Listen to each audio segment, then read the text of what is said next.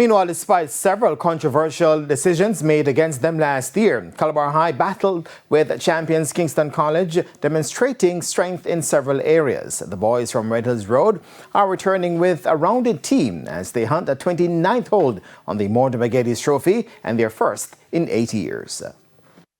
Calabar High was pursuing champs' glory last year. Unfortunately, they lost valuable points chasing eventual winners Kingston College. Among several controversial decisions made against them was the retroactive disqualification of sprinter Jamal Stevenson in the semi-finals of the Class 1 boys 100 meters. Following an appeal to World Athletics, Stevenson's time in the semis was reinstated and he was allocated a point. Days later, it was a double whammy for Calabar and Stevenson when the Class 1 4x100 meters team he led off in the final was disqualified after winning that race. So far this season, the sprinter ran a season's best 10.36 to win the boys' Class 1 100 meters at the corporate area champs.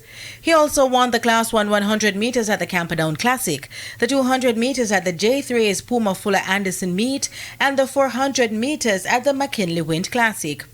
Stevenson will be in for a showdown at champs with the likes of Excelsior's Riquelme Reed, William Nibbs' Sanjay Seymour, Wilmer's Boys' Nyron Wade, Holland High's Johan Romaldo Smythe, and St. George's College Tyrese Foreman among the major competitors for the Blue Ribbon event. I'm the best starter in high school right now, so yeah, I'll get a start. I'll just go out there and just do my best. I just keep the main thing, as I always say. But Julian Robinson, who has been a long-standing member of the coaching staff and was appointed head coach last year after champs, isn't just singling out Stevenson. Robinson says all his charges are ready to deliver. Yeah, we have a rounded team, so I expect us to do well in all areas. I think we're looking relatively good. I like the direction that we're moving. A number of the athletes turned up at the GC Foster Classic last weekend for a final warm-up before champs. We had some gaps. We're filling the gaps.